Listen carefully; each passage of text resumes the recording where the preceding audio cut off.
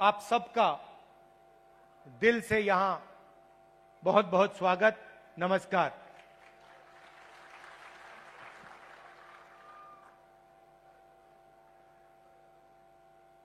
संदीप दीक्षित जो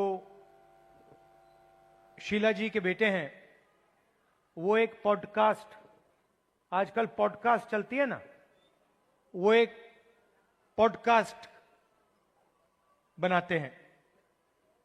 तो उन्होंने मुझसे कहा कि मैं उनके पॉडकास्ट पे जाऊं।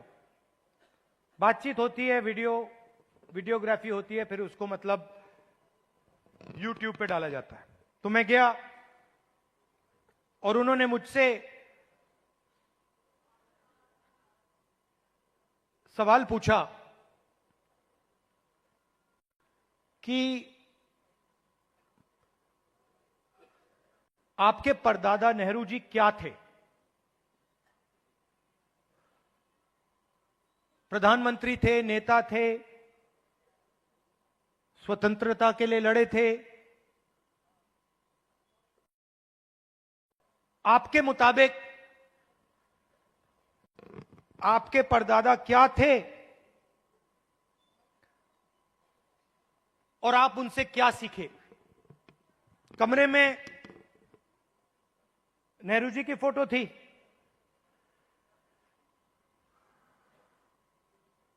एक तरफ गांधी जी की पेंटिंग थी, और मैंने सोचना शुरू किया कि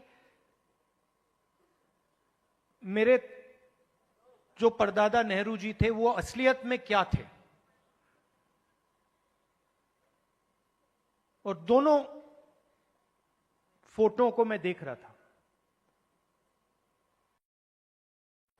और मेरे दिमाग में बात आई कि ये दोनों जो लोग थे, जवाहरलाल नेहरू और महात्मा गांधी, ये दोनों सच्चाई से मोहब्बत करते थे।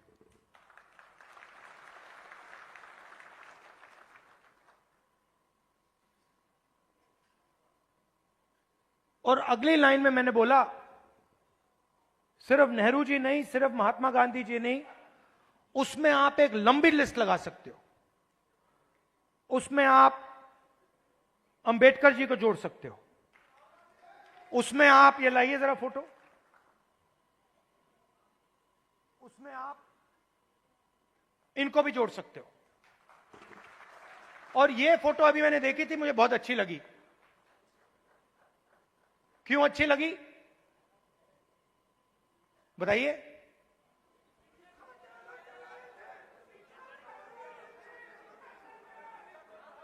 क्योंकि जो इनकी पत्नी है और इनके बीच में समानता है, रिस्पेक्ट है।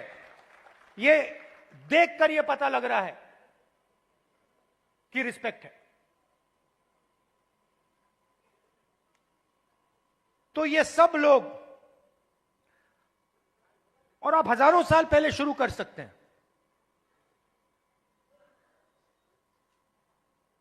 बुद्ध भगवान सच्चाई से मोहब्बत करते थे,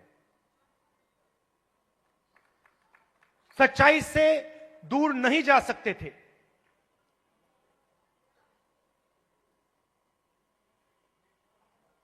गुरु नानक, कबीर, बसवना, नारायण गुरु, लिस्ट है।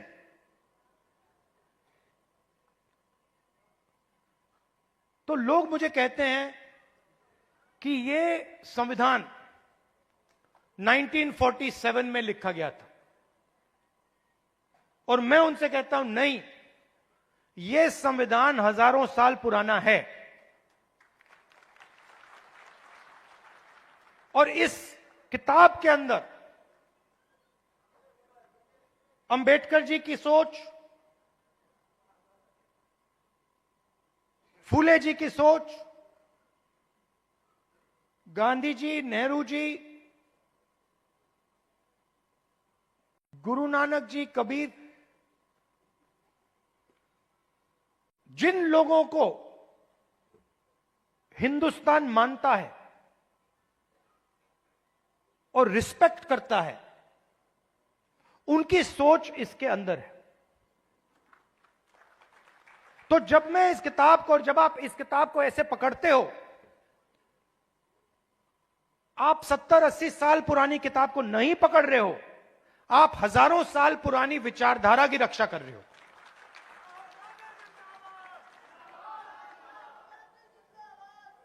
और अगर हम सच्चाई की बात करें तो क्या इसमें सावरकर जी की विचारधारा है? हो ही नहीं सकती, क्योंकि वो सच्चाई का सामना नहीं कर पाए। अब ये बात किसी को अच्छी लगे ना लगे, ये सच्चाई है, तो मुझे ये बोलनी ही पड़ेगी। तो कॉन्स्टिट्यूशन हिंदुस्तान की सच्चाई का रक्षक है, और जो हजारों सालों का जो विजडम है, जो हिंदुस्तान के लीडर्स ने, बड़े बड़े महापुरुषों ने इस देश की जनता से सीखा, वो इसके अंदर है।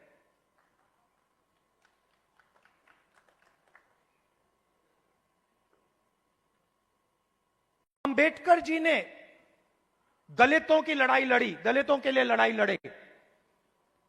सिखाया किसने? सिखाया देश के दलितों ने। जो देश के दलितों के अंदर दर्द था, उस दर्द को अंबेडकर जी समझे, उस दुख को अंबेडकर जी समझे, उस सच्चाई को अंबेडकर जी समझे, और उस सच्चाई के लिए अंबेडकर जी लड़े। इसीलिए महात्मा गांधी की autobiography my experiments with truth, Mahatma Gandhi की autobiography my experiment with lies नहीं थी, जो शायद मोदी जी लिख पाएंगे। तो सच्चाई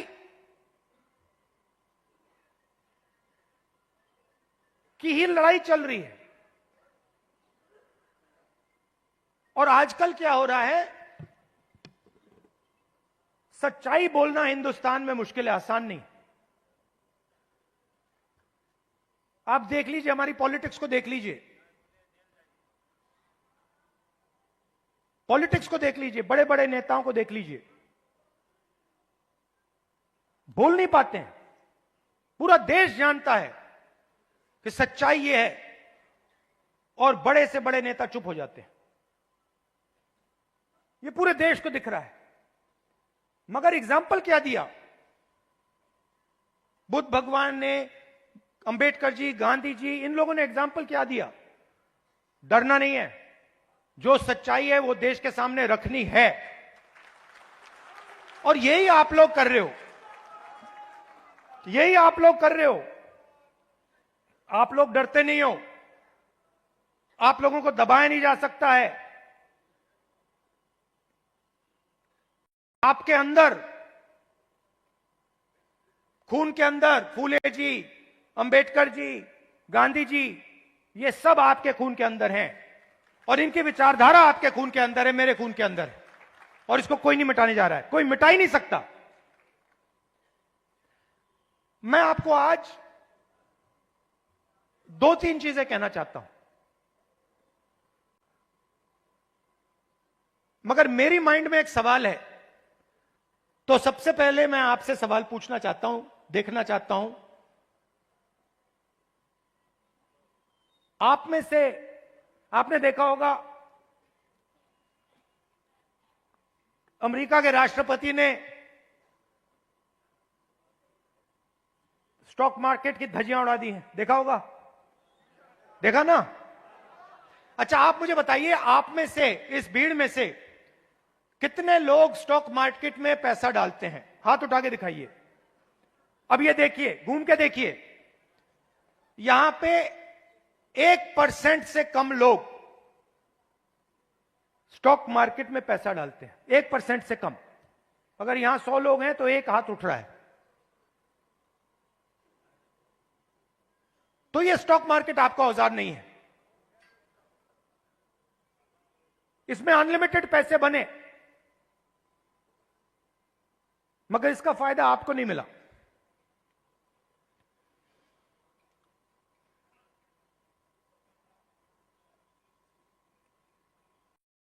सीधी बात करूं, सीधा बोलूं, ठोक के, हमारे यहां पे केपी सिंह जी हैं। कहां है केपी सिंह जी? आइए आइए। केपी सिंह जी, अब गलत मत मानना जो मैं कहने जा रहा हूं। देखिए, केपी सिंह जी ने कहा, बैठिए बैठिए, आइए। केपी सिंह जी ने कहा